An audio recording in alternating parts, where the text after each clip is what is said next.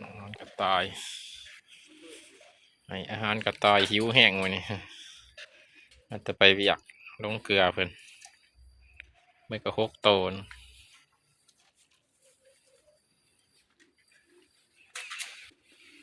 น่ะยังตื่นอยู่เสือหิวเสือหิวเสือหิวก็ผูซองผูซองโต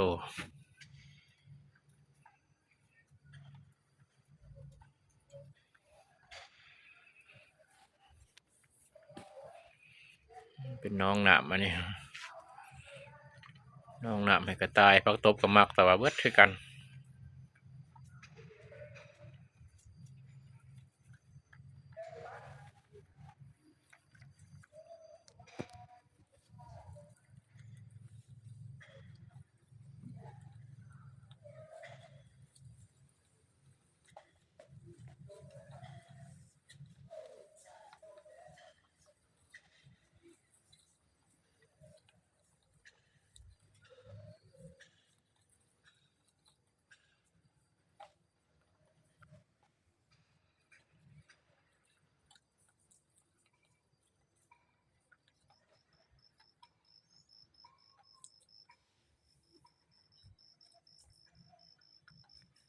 2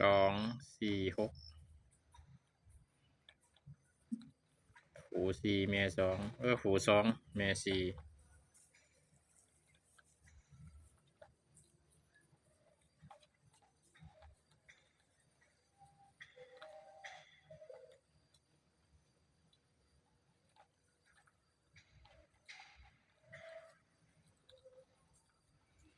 กินกันแบบอร่อยนะกินกับแซ่บๆตลอด